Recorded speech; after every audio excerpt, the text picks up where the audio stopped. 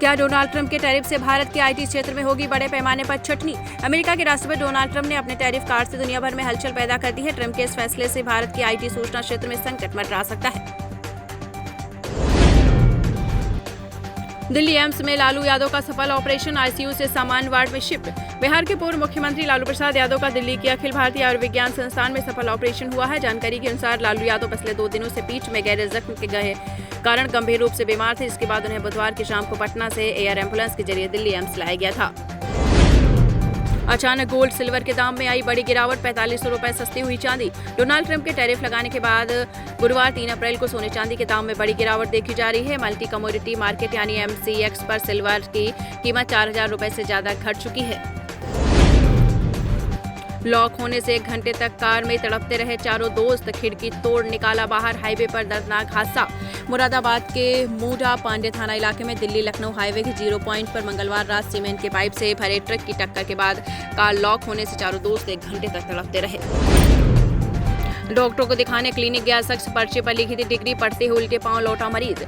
ठंड और गर्मी के बीच वाले इस मौसम में बहुत लोग बीमार पड़ते हैं और तब लोग डॉक्टर को दिखाने जाते हैं। डॉक्टर पर्चे पर दवा लिख कर देते हैं, लेकिन एक ऐसा वाकया हुआ जिसमें डॉक्टर की जो डिग्री लिखी थी वो वायरल हुई है और मरीज उल्टे पैर वहां से वापस लौट गया।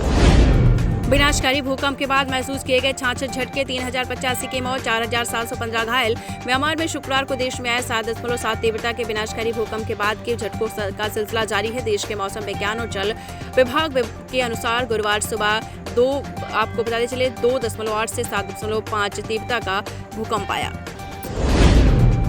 पीपीएफ खाताधारकों के लिए फ्री हुई सर्विस, अब नॉमिनी अपडेट पर नहीं लगेगा कोई चार्ज।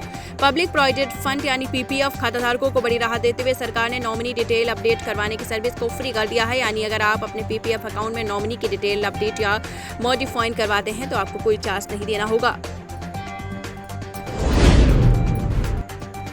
रक्षा, सुरक्षा, आतंकवाद, अंतरिक्ष, पीएम मोदी और थाईलैंड के पीएम की द्विपक्षीय वार्ता, इन अहम मुद्दों पर हुई चर्चा। प्रधानमंत्री नरेंद्र मोदी 2 दिवसीय दौरे पर गुरुवार 3 अप्रैल को थाईलैंड पहुंचे। इस दौरान भारत और थाईलैंड के बीच MOUs का आदान प्रदान हुआ है।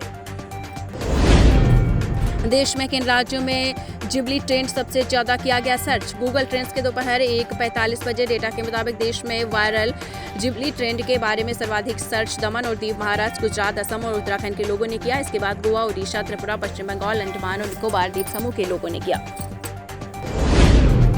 बिहार में 32,688 हेडमास्टर्स को मिला जिला आवंटन, बाकी अभ्यर्थियों को दोबारा मिलेगा विकल्प।